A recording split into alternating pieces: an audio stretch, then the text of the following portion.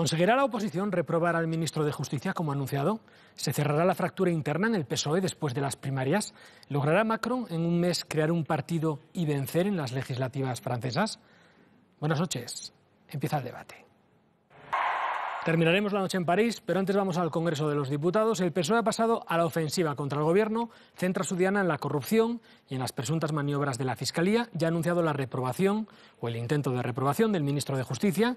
La subida de los decibelios socialistas en el Congreso, en la semana en la que empieza la campaña para las primarias, puede interpretarse de diversas formas. O bien la gota de la corrupción ha colmado el vaso de la confianza del PSOE, de que nos encontrábamos ante casos muy concretos de políticos del PP, o bien los avales y las encuestas internas han convencido a la gestora socialista de que cualquier imagen de cercanía con los populares retrasará el reloj del partido 7 meses y devolverá a Pedro Sánchez a la Secretaría General.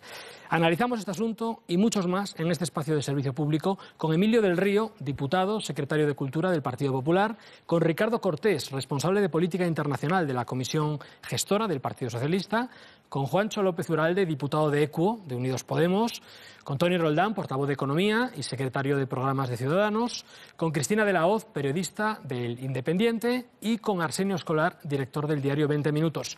Buenas noches a los 6. Buenas noches. Bueno, el PSOE va a proponer la reprobación del ministro de Justicia si este no dimite, por lo que los socialistas consideran sus injerencias en la Fiscalía. Lo anunciaban los socialistas horas antes de que Rafael Catalá esta tarde compareciese en la Comisión de Justicia del Congreso.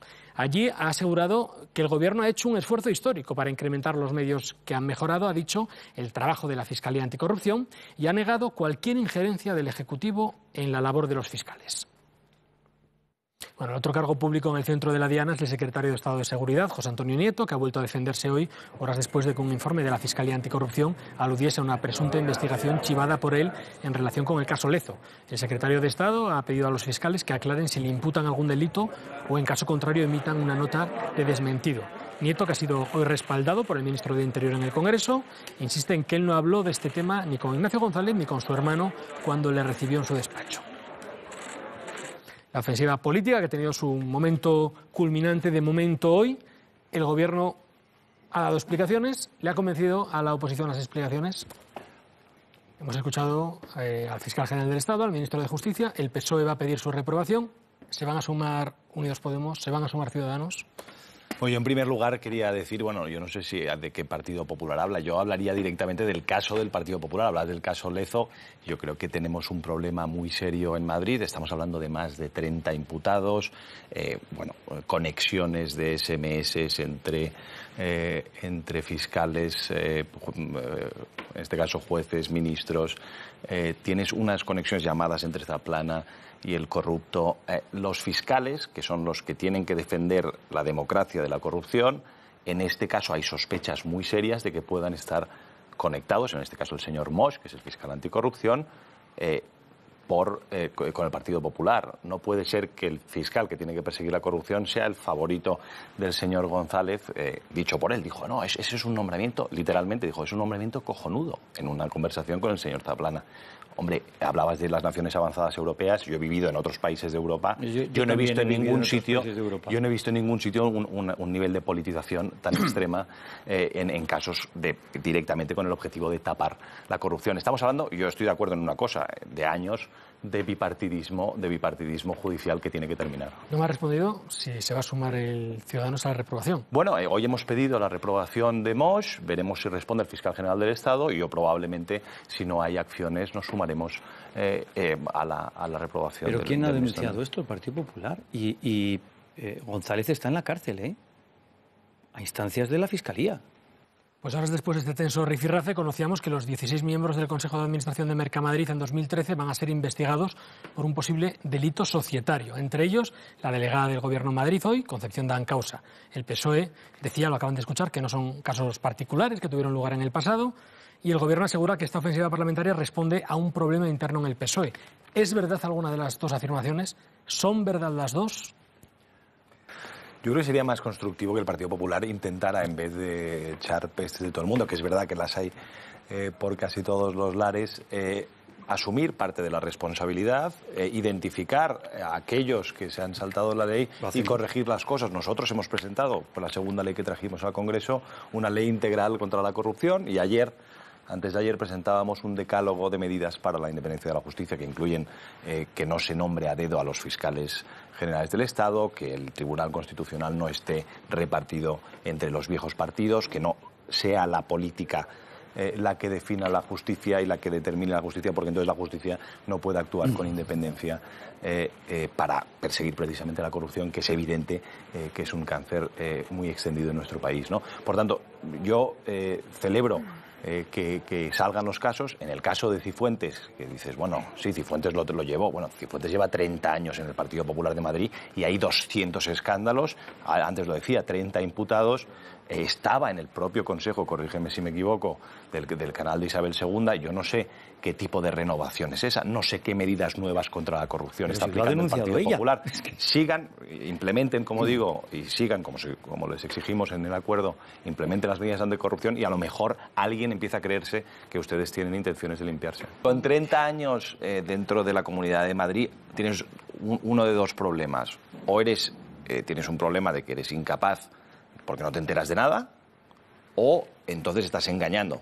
Pues yo creo que Cifuentes tendría que decidir cuál de los dos problemas es el suyo. Se lleva 30 años escondiendo la corrupción o no enterándose de nada. Bueno, pues yo no creo que eso sea algo de lo que tengamos que vanagloriarnos. Supongo que uno también se entera en función de las responsabilidades ejecutivas que pueda tener. Este miércoles de tensión ha tenido lugar en el Congreso en la semana en la que el PSOE, con ya 3 candidatos oficiales, empieza la cuenta atrás, 10 días para entrar en el Olimpo del partido, el despacho del secretario general, o quedarse por lo menos 2 de los candidatos en una posición bastante complicada.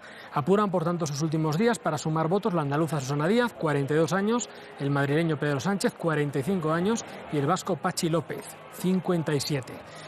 Los únicos datos oficiales que tenemos hasta ahora son los datos de los avales. Son relevantes, porque más del 70% de los afiliados del PSOE han apoyado de manera pública a un candidato, y esto es lo que reflejan las firmas. Un 48% de los avales, casi 59.400, han sido para Susana Díaz.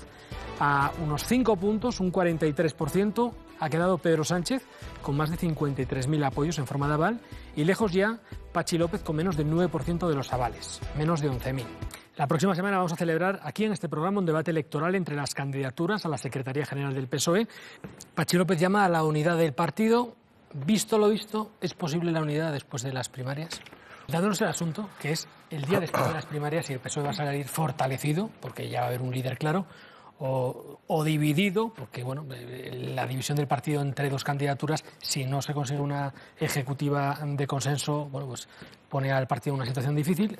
Os estaba preguntando por ese análisis, Toni. No, yo insisto, yo no tengo ni por qué opinar de los debates internos. Creo que es muy sano que los haya. Es verdad que los hay también en otros partidos y es verdad que también hay más unidad en otros partidos. No pasa nada, tendremos probablemente menos unidad en el futuro, no lo sé. En todo caso, lo que me parece interesante en un debate político, particularmente ahora que se están moviendo las placas tectónicas de la política internacional, es que debatáis o que se debata sobre ideas y sobre proyectos.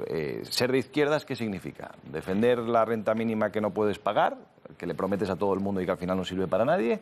¿O significa pensar en políticas activas complementadas con un complemento salarial que se puedan financiar y que además permitan a la gente tener oportunidades para encontrar trabajo? ¿Significa mirarse al menos, porque ni los habéis mirado, unos presupuestos que llevan básicamente 2.000 millones en políticas sociales, con un plan integral contra la pobreza infantil, con una reducción de las cargas para los autónomos?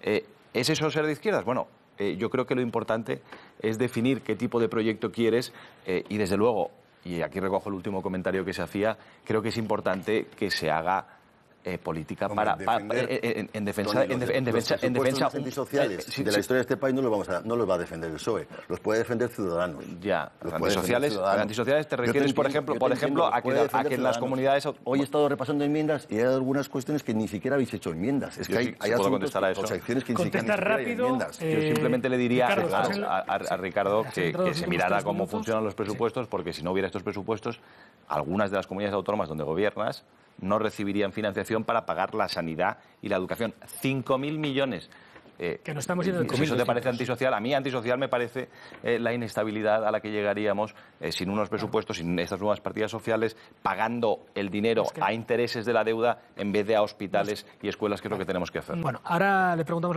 las valoraciones a los partidos, que todos dirán que son positivas, nuestro como el día de las elecciones, que todo el mundo gana. Tony.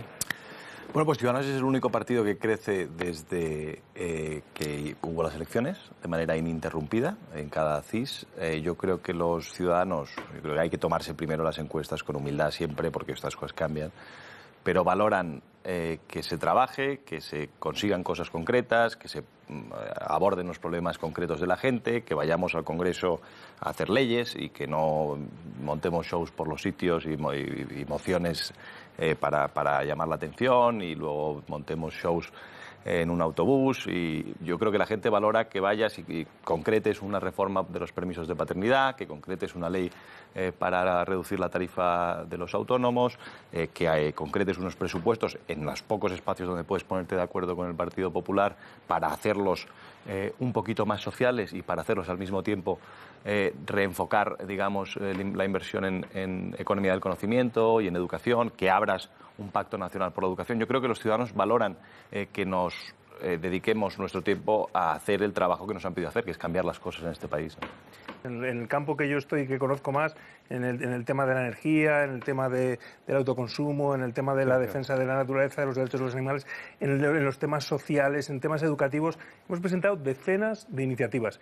Que nos tumbáis sistemáticamente los tres. Yo en defensa, en relación a lo que dice Juancho, en defensa de la democracia y de lo que los ciudadanos entiendan lo que realmente hacemos en la Cámara, perdóname que te matice. O sea, salir presentando una proposición no de ley, una iniciativa sin ninguna implicación legislativa que no cambia la vida de nadie, diciendo que están haciendo unas cosas estupendas por el mundo, eso no cambia la vida de nadie. Dejad de engañar con propuestas que no tienen contenido. Haced leyes que cambien la vida de gente. Intentar buscar consensos. Porque si hay un mensaje, si hay un mensaje muy claro que nos han mandado los ciudadanos, es que aquí tenemos una democracia en la que tenemos que llegar a acuerdos. Si vosotros estáis sistemáticamente en una esquina llorando, no servís para nada. Yo creo que han quedado claras las ideas de todos los partidos perfectamente. Saben que el debate de la ONU es un debate de política, pero no solo de política nacional. También nos preocupamos de lo que pasa alrededor, como por ejemplo de lo que ha sucedido en Francia. Allí el presidente electo, Emmanuel Macron, ya ha comenzado a trabajar en las elecciones legislativas del mes de junio y lo primero es nombrar este domingo a su primer ministro. Macron no ha desvelado su nombre, pero sí su perfil, una persona con experiencia política y capaz de afrontar reformas económicas en una Francia polarizada. Macron ya ha recibido el primer apoyo de peso. Es el de este hombre, el de Manuel Valls, el ex primer ministro socialista, partidario también de políticas más centristas y liberales. Perdió las primarias de su partido, apoyó a Macron en la campaña presidencial ante el giro a la izquierda del candidato oficial socialista, Benoît Hamon, y ahora ha anunciado su intención de presentarse en las listas de Macron a la Asamblea. Su intención. El objetivo del presidente francés electo es lograr una mayoría para su nuevo partido, la República en Marcha, un respaldo en la Asamblea que le permita llevar a cabo sus reformas. Bueno, última ronda, que ya hay gente que casi se levanta a esta hora. Conclusiones sobre lo que ha sucedido en Francia, posibles analogías con la situación en España. Ricardo, Unidos Podemos dice que Macron es de centro-derecha, que es la alternativa de centro-derecha. Ricardo dice que es simpatizante socialista. Y vosotros decís que sería Ciudadanos. Es una prueba evidente, es una prueba fantástica de cómo los que estamos en el centro, pues al final se acaba compensando, te critican por los dos lados, esto pasa siempre, ¿no? Yo creo que la primera gran noticia de Macron es que ha parado al populismo, lo hizo Holanda antes y ha parado al populismo en Francia, y yo creo que eso es lo más importante. Hemos salvado al euro, era una cuestión básicamente de ser o no ser. Yo creo que en eso estaremos todos de acuerdo. Después pienso que Macron representa un movimiento ciudadano que es centrista, que es reformista, que es liberal, que rompe con los ejes de izquierda y derecha, que se desvincula de las mochilas que le impiden ser reformista y, por tanto, responder a los retos de la globalización con efectividad que tenía el Partido Socialista. Y pienso que para el Partido Socialista es una lección importante para entender y decir, bueno, quizás la opción esta de querer ser como Podemos y volverse al PS, digamos, extraño, sin una visión clara de la globalización y de las respuestas sociales que hay que dar, pues no es la mejor alternativa. Hasta aquí hemos llegado. Os habéis ajustado muy bien a los tiempos hoy. A Ricardo le han quedado 15 segundos, a Tony 23, a Juancho 31, a Emilio 47 segundos, menos de un minuto. Que menos hablas. No, bueno, has dicho lo que tenías que decir, supongo, ¿no? Si no te invitamos a otro programa, al resto igual, ¿eh? Se trata de eso, de que cada uno defienda sus ideas y luego nosotros lleguemos a conclusiones. Gracias a todos. Hasta aquí este espacio de reflexión que intenta entender la realidad con algo más que un par de titulares. Hoy hemos escuchado las voces de 10 de las personas que más saben sobre los asuntos de política nacional e internacional que hemos abordado. Queda, como siempre, la voz más importante, la suya. Gracias por su atención y buenas noches.